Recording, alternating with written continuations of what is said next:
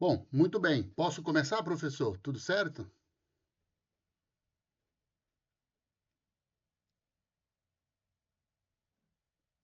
Só me dê um sinal aí, por favor. Opa, maravilha. Bom, mais uma vez, bom dia a todos. Agradeço a todos presentes. Felizmente não estou podendo ver, tem essas coisas ainda da tecnologia, mas sei que estão todos aí presentes. Agradeço principalmente ao professor Carlos Félix, um grande amigo que eu fiz aí nessas andanças de logística e mobilidade Brasil afora, participando de vários eventos. Então, agradeço a ele. E eu trouxe aqui uma pequena apresentação que eu vou compartilhar com vocês aqui, só para balizar a minha fala, né? E aí acho que vai ficar mais organizado dessa forma. Então, eu sou o professor Aurélio Murta, da Universidade Federal Fluminense. Sou especialista em logística, em pesquisa operacional e inteligência artificial. Eu tento fazer uma junção dessas três ciências aí, de modo que a gente possa trabalhar de forma mais eficiente. Conforme combinado com o professor Félix, eu preparei uma pequena apresentação aqui, uma pequena fala aqui, sobre a necessidade de uma infraestrutura resiliente para sustentável, perdão, em Santa Maria.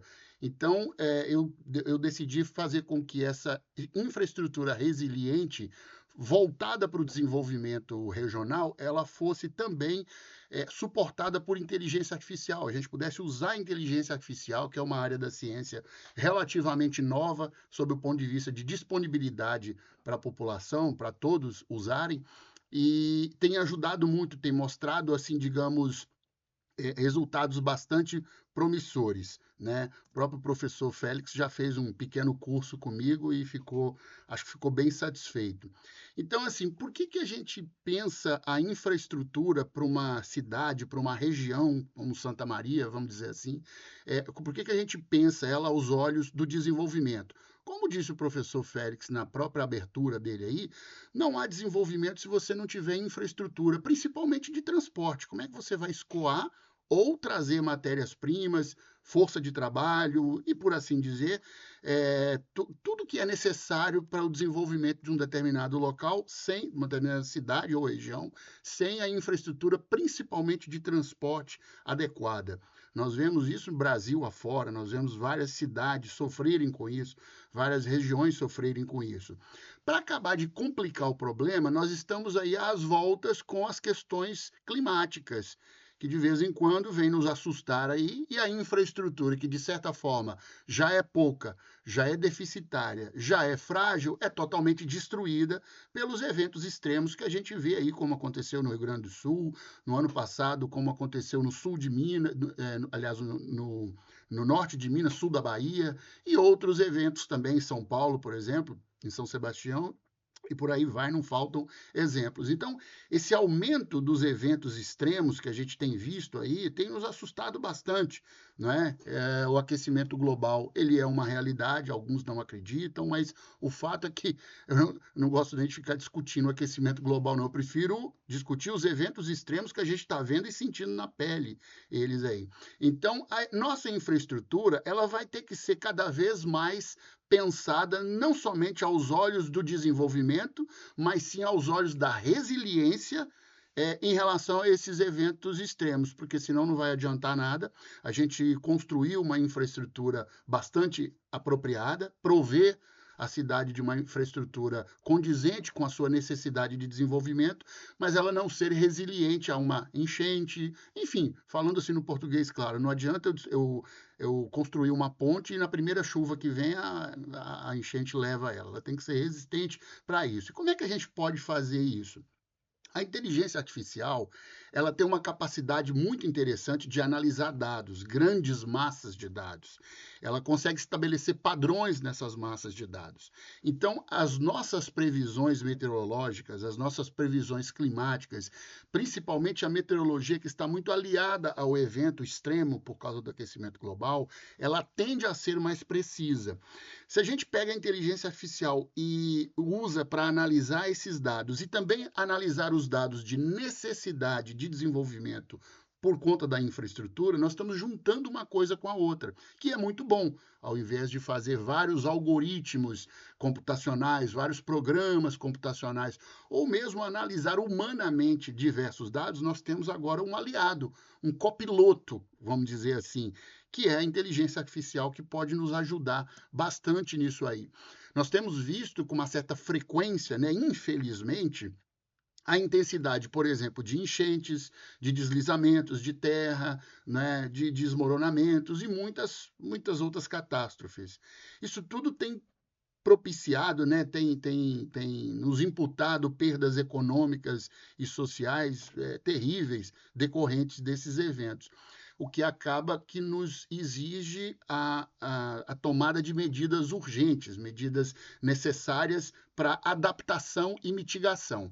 Uma coisa que a gente tem falado muito, e eu participo inclusive de um grande projeto aqui no Rio de Janeiro, com a Secretaria de Meio Ambiente, é o seguinte: nós precisamos adaptar a nossa cidade, o nosso estado, para o que vai vir.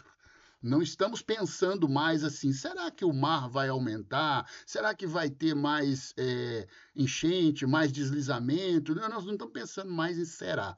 Isso vai acontecer, e aí o que nós podemos fazer para nos adaptar e mitigar os seus efeitos, para que não aconteça coisas terríveis, como todos vocês viram no noticiário, lá em Petrópolis, Teresópolis, Nova Friburgo, na região serrana do Rio de Janeiro, todo ano é a mesma coisa. Só que tem ano que vem mais forte. Então, como é que a gente pode adaptar essa região para que ela sofra menos, para que mitigue-se esses impactos, né? Então, aí vem o papel da inteligência artificial nessa infraestrutura. Eu posso fazer, como eu já me adiantei antes desse slide aqui, a previsão e a gestão desses riscos climáticos, né, e dos eventos extremos. Então, analisando massas de dados, confrontando informações de vários órgãos de levantamentos climáticos mundo afora, inclusive Brasil, claro, né, nós temos como fazer previsões mais certeiras, mais precisas, desculpa a redundância. Monitoramento em tempo real, o que era muito complicado se fazer antigamente, que era instalar sensores para se fazer monitoramento, porque era caro, porque era grande, porque precisava de muita especialização. Isso está ficando cada vez mais simplificado. Às vezes sensores menores, sensores que já são pré-programados, sensores que já usam inteligência artificial, então não preciso programar ele já vem de fábrica programado, tem nos ajudado muito na aquisição de dados. Nós tínhamos um problema antigamente, que era o seguinte: nós tínhamos o sensor, que era uma coisa gigantesca, extremamente cara, e adquirir os dados. E depois você tinha um outro problema, que era analisar esses dados e trazer o benefício da informação desses dados, né? Hoje em dia, ainda bem, a gente evoluiu. Então, os sensores estão cada vez menores, geram mais dados, e a gente tem a capacidade de analisar esses dados com rapidez e precisão, graças à inteligência artificial. Então, o monitoramento tem acontecido em tempo real, pode acontecer em tempo real. E nós também temos uma coisa interessante no uso da inteligência artificial para infraestrutura, que é a otimização dos recursos para eficiência operacional dessa infraestrutura e com foco, obviamente, no desenvolvimento. Então, como eu devo construir uma determinada rodovia? Ora, a engenharia já domina a construção de rodovia há muitos anos.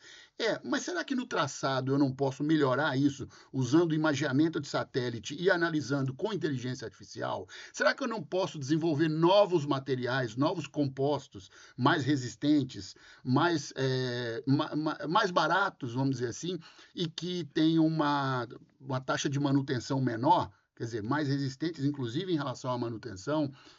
Os laboratórios de materiais têm se deliciado com o uso da inteligência artificial nisso aí. Para o planejamento urbano, nós temos exemplos de planejamento urbano inteligente com o uso da inteligência artificial. Analisando dados climáticos, a gente capacita a infraestrutura urbana para ser resistente a ele. Galerias de esgoto, por exemplo, são pensadas de forma completamente diferente. Sistema de não impermeabilização de solo, afinal de contas, você impermeabiliza o solo, quando vem a chuva, essa água corre para onde, né?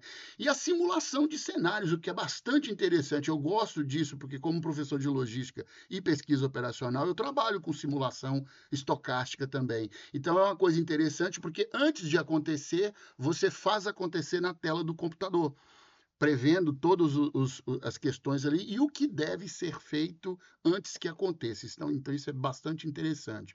Então, nós temos um benefício muito legal aí desse planejamento adaptativo e proativo. Em Copenhague, por exemplo, já tem o uso da inteligência artificial para o planejamento urbano já resiliente.